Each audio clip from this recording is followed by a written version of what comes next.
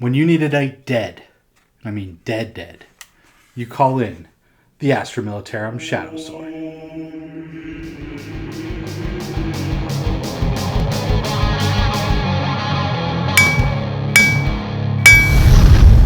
Anvil of War! Let's talk tactics!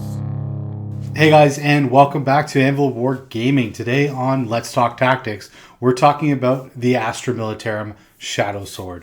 Super heavy option for the Astra Militarum faction. Now this video is being shot prior to any 9th edition codexes being released for Astra Militarum. But we want to kind of know where this thing stands, as there has been a delay with COVID-19 in the release of the codexes and the expected releases, we'll say. Games Workshops are definitely doing their best to keep those coming, but in the meantime, we want to take a look at this unit and its viability in both competitive and fun lists for the Astra Militarum. Before I get into the video, just want to do a quick reminder. If you're enjoying our content, please make sure you're hitting the subscribe button. It helps support the channel, lets us know that you're enjoying it, and we'll keep making more. With that being said, we're moving on to the model. So let's get into the statistics on this thing first, because that's really where it starts. This thing has a movement of 10 inches, weapon skill 5+, a ballistic skill 4+, a strength of 9, a toughness of 8, 26 wounds, 9 attacks, leadership of 8, and a save characteristic of 3+. The wounds are degrading, so when it goes down 13 or less, it's going to go down to 7-inch move.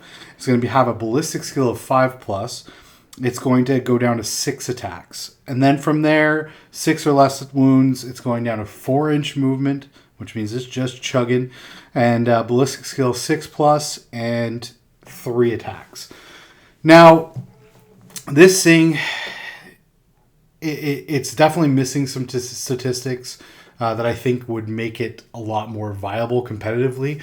We'll get into that a little bit more later in the video in my kind of wrap up, but there's definitely, you can see where this thing, as it takes damage, it definitely stops being as effective, and being a huge heat magnet for your opponents just going to try to throw everything at this thing. It's obviously going to take some wounds. I mean, it's not infallible, so you got to kind of factor that in and either use it as a distraction or hope to get that big punch against something titanic or your enemy's big target unit.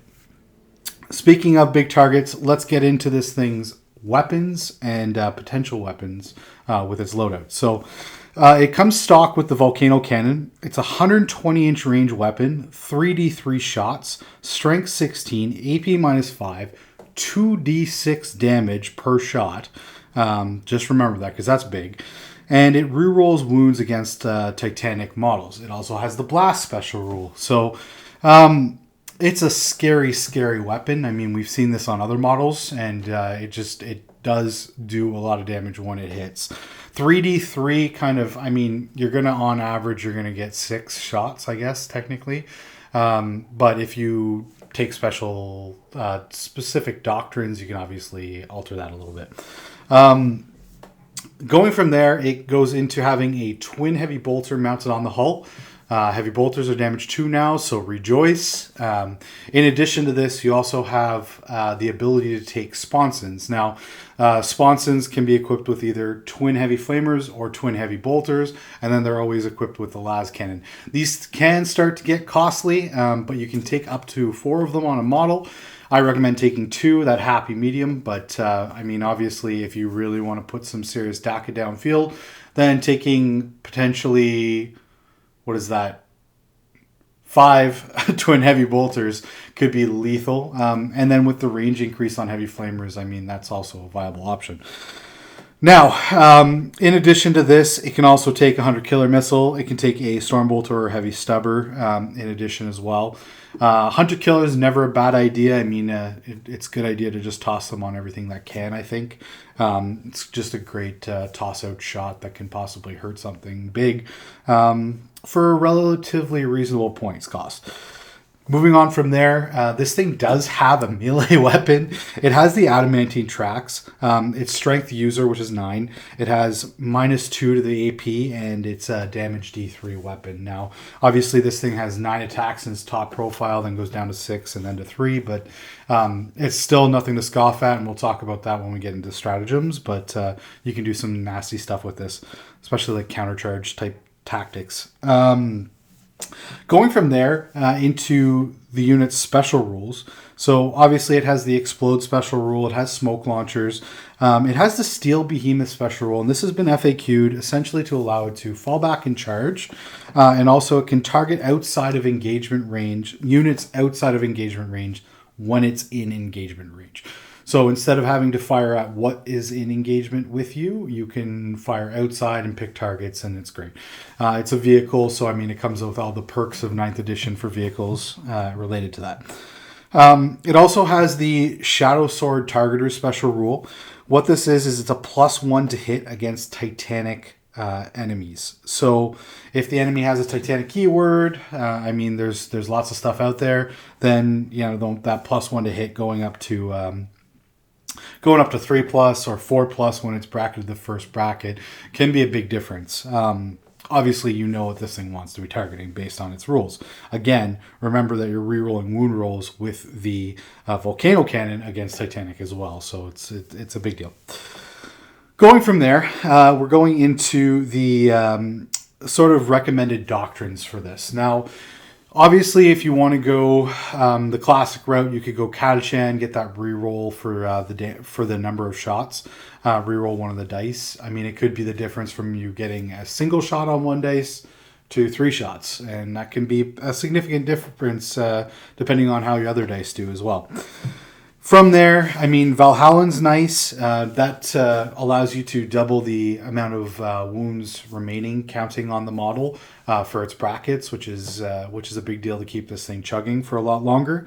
If you're looking into the Psychic Awakening stratagems available to the Astra Militarum, Jury-Rigged Repairs is a great one. I mean, the ability to roll a dice and potentially regain wounds every turn is amazing.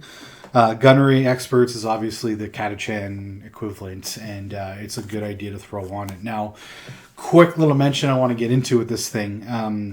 We're going to talk about it in a few seconds, but there's the way of unlocking the ability for this thing to be affected by regiment doctrines. It's going to be in its own detachment. So throwing something like a custom mix of those two custom regimental doctrines on it could be a huge bonus to your army, just having it kind of stand alone, its own regiment, so to speak. So it's something worth looking at for sure. Now, when it comes down to stratagems for this thing, I mean, crush them from the Astra Militarum Codex. I mean, 1 command point, gain the ability to hit with your melee attacks on 2s. If this thing is in its full bracket and or full complement of wounds, and the enemy gets close, and I mean, this thing's able to move and shoot without penalties, so you're moving this thing around the table potentially too. Although with 120-inch range on its main gun, maybe you don't have to. But just in case something gets close and threatens you, you can charge, get those 9 attacks hitting on 2s, and remember those are AP -2 and damage D3 per. So you can hurt something big with that. I mean, and it's something kind of keep in your back pocket. Jury rigging, I mean, it's kind of situational. If you don't want to move, charge, or do any of that stuff, you want to basically sit still, you can regain a wound. Defensive gunners, I mean, overwatching on 5+, pretty solid. Vengeance for Cadia, always a great one. Reroll hit and wound against chaos targets, which is fantastic. Sadly, no specific Astra Militarum stratagems from Psychic Awakening for the Shadowsword or for any of the Baneblade variants for that matter, which I think is a little sad. I'd really like to see the stratagem to have your model count as being in its top bracket. I'd like to see that cost 2 command points and be able to be used on super heavies. I hope that's something that we see in the new codex when it gets released. Now, as for the tank aces that were released with the Astra Militarum Codex, the Psychic Awakening book, There's two that obviously stand out. I mean, you have three options. The one for the morale it's situational.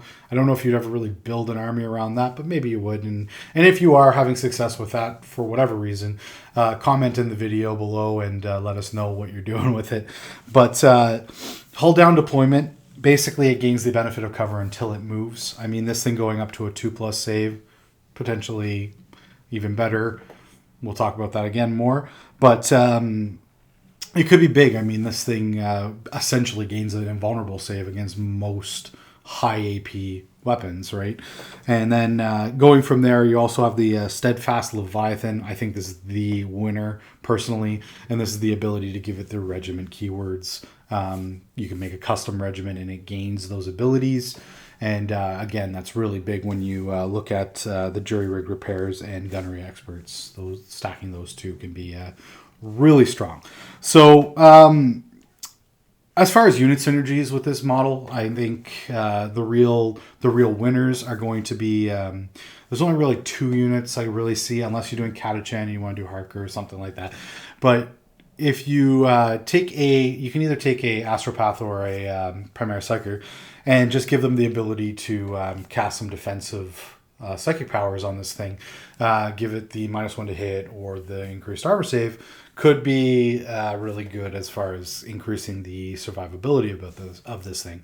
There's also the Aradia Medellin model from, Blackstone Fortress Girl. She's also potentially a really good model to take with this. She's able to give a unit +1 to hit, so that could be really strong as well. Now, in addition to this, you have the Tech Priest engines here. Now, this is obviously going to be my favorite in this regard because if you park this thing back corner of the table, use its range to really hammer stuff far away, then you can park a engine seer behind it and hope that your opponent doesn't have any crazy shooting characters out of line of sight shenanigans like eliminators or something, which I mean you still see on the tabletop, but you're definitely seeing them less and less now as Primaris Marines are going a little bit more in the combat close range shooting options, and you're seeing, I think, less and less of them on the tabletop. But even then, if your opponent has them, still they're going to have to get a pretty good roll, and you're going to have pretty horrible saves in order to lose that model. So park them behind there, keep repairing, using those the regiment doctrines, the jury-rigged repairs in addition to that every turn, and being able to just keep repairing this thing. You can keep bringing it up into its brackets, and that's just a fantastic thing to see. Keeping this thing shooting as many turns at maximum capability is fantastic. So, and that's I would say pretty much sums it up as far as rules and synergies, etc. But I think my personal opinion on this model comes down to the fact that I think it maybe deserves a toughness 9. I might be crazy here saying this. I know there's people out there screaming, saying, "What are you talking about?" But bear with me. Either increase this thing to a save of 2+ innately, or bump it up to a T9. There's not a lot of T9 stuff out there in existence. Off the top of my head, I can't even think of anything. And I think a toughness 9 characteristic could be really what this thing needs in order to keep it going on the tabletop. Even if there's a slight price hike on it, a slight, I say, because I think it is considerably overcosted when you think about the fact that like an Imperial Knight has an innate invulnerable save, but this thing doesn't.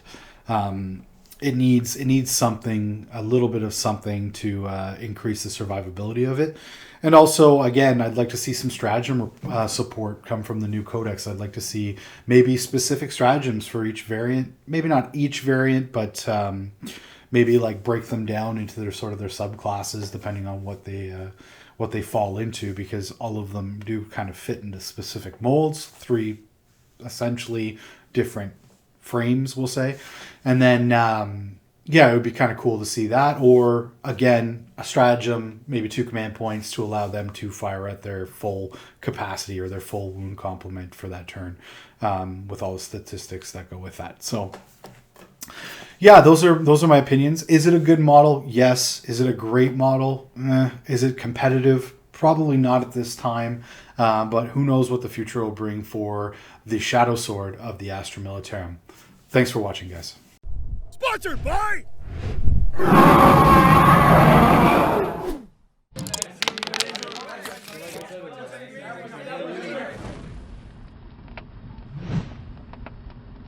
Hey guys, thanks for watching Anvil of War Gaming. If you're enjoying our content, check out some more videos and click the Anvil of War icon to subscribe to the channel.